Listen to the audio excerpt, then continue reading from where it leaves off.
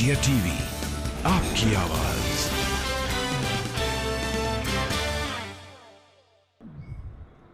और उसके पिता ने जो कहा है कि साइकेट्रिक प्रॉब्लम थी, बाइपोलर इश्यूज हैं उसके साथ, मुझे लगता है वो पहलू भी देखना पड़ेगा। और बीजेपी तो वो पार्टी है जो बात को न जाने कितना खींच देती है। आप बताइए, पत्रकारों को क्या दोष था बलिया में? क्या पत्रकारों को दोष था? पेपर किसने लीक किया? प्रशासन की जिम्मेदारी थी। पत्रकार ने तो केवल सूचना दी, मदद करना चाहता था पत्रकार, लेकिन पत्रकार को जेल भेज दिए गए। और अयोध्या जैसी जगह पर 5 साल की बेटी के साथ बलात्कार हो जाए, उसके साथ घटना घट जाए।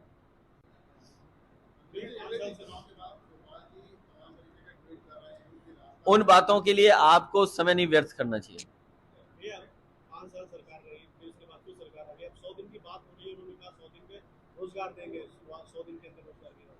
समाजवादी पार्टी की मांग कई बार रही है, जिन लोगों को नौकरी दी है कम से कम बताया जाए कि इनको नौकरी दी है। अगर 5 लाख का दावा है तो कम से कम कन्नौज में बताया जाए कि 5 लाख में कन्नौज के लोगों को इतनी नौकरी मिली है, फरक्काबाद के लोगों को इतनी मिली है, सहारनपुर के लोगों को इतनी मिली है, चित्रकूट के लोगों को इतनी मिली है, झांसी के लोगों को इतनी मिले। कम से कम जानकारी तो दे सरकार। और अगर जानकारी सरकार नहीं दे रही है तो आंकड़ों से खिलवाड़ कर रही है। ये चुनाव में जिस समय मुझे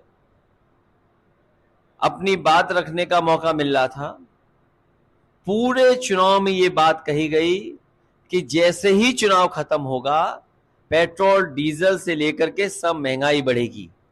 सवाल महंगाई का तो है ही है, लेकिन जिस तरीके से बेरोजगारी बढ़ रही है, हमारा यूथ, हमारा नौजवान, उसका भविष्य अंधकार में दिखाई दे रहा है। ये कंटिन्यूटी की सरकार है, ऐसी सरकार नहीं है कि जो कोई नई सरकार बन गई हो। ये सरकार वही है जो पहले सरकार थी। कम से कम नौजवानों को रोजगार और नौजवानों को नौकरी कब सरकार देगी? पूरा नौजवान भटक रहा है। अच्छी पढ़ाई करने के बाद, अच्छी डिग्री हासिल करने के बाद अभी भी घर बैठा है, अपने घर परिवार के बीच में बैठा है, उसे नौकरी रोजगार नहीं मिल रहा है।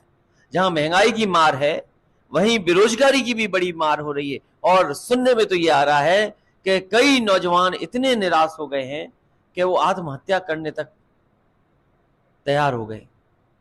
तो जहां आत्महत्या हो रही हो, नौकरी ना हो, रोजगार ना हो, महंगाई बढ़ रही हो और भ्रष्टाचार खुलेआम बढ़ रहा हो। अभी एक साथी समाजवादी ने शिकायत की है कि किसी जगह किसी अधिकारी ने बहुत पैसा ले लिया उससे। मैंने वरिष्ठ अधिकारी से बुला करके कहा, ये तो आपको सोचना पड़ेगा। पत्रकार साथियों, आप भी सुरक्षित नहीं है। अगर आप भी कोई खबर चला देंगे, सूचना दे देंगे, सरकार को अगर जगाने की कोशिश करेंगे, तो हो सकता है आपको भी पुलिस बुला करके आपको भी जेल में ठूस दिया जाए। और दुख तब है जब किस तरीके से उस पत्रकार के बच्चे रो रहे हैं, परिवार के लोग दुखी हैं, उसकी मां कितनी दुखी है सोचिए। मां को पता ही नहीं था कि उसका बेटा जो नौकरी पे गया है वो घर शाम को नहीं लौटेगा, वो जेल भेज दिया जाएगा। बच्चों के आंसू नहीं रुक रहे हैं। ये कैसी सरकार है सोचिए। जो लोकतंत्र को बचाने के लिए हमारे पत्रकार सब कुछ लगा देते हैं, उन पत्रकारों के साथ ये व्यवहार, बहुत ही निंदनीय व्यवहार हो रहा है इस सरकार में।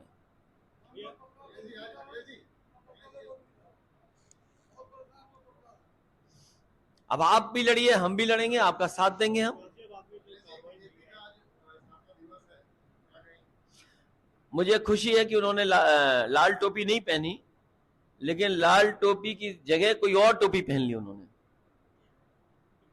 जो लोग टोपी को बुरा भला कहते थे, आखिरकार क्या परिवर्तन आ गया कि खुद टोपी पहननी पड़ गई उनको। लेकिन केवल टोपी पहनना नहीं, सिद्धांत पे खड़े रहना कैसे करेंगे? भारतीय जनता पार्टी के लोग कम से कम उस सिद्धांत पे कैसे खड़े होंगे कि लोकतंत्र बचाने के लिए समाजवादियों ने लाल टोपी पहनी। समीक्षा होगी, कार्यकर्ता जो कहना चाहेगा वो कहेगा, और जो कमियां होंगी उसको दूर करेंगे। कन्नौज वैसे भी बहुत पुरानी राजधानी रही है, सम्राट हर्षवर्धन के जमाने में राजधानी रही है। कन्नौज अलग नहीं हुआ, कन्नौज समाजवादियों के साथ रहेगा।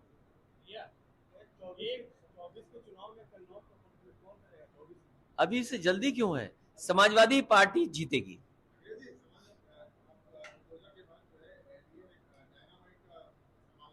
किस चीज का?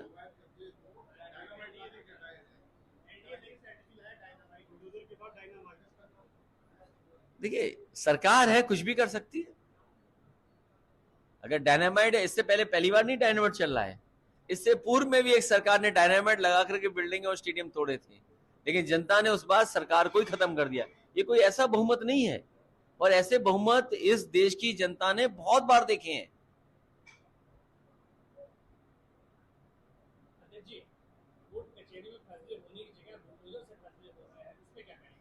समाजवादी पार्टी कानून पर, संविधान पर भरोसा करती है। भारतीय जनता पार्टी संविधान पर भरोसा नहीं करती। महंगाई बढ़ेगी, बेरोजगारी बढ़ेगी, ये बड़े सवाल है जिसका जवाब भारतीय जनता पार्टी को देना चाहिए।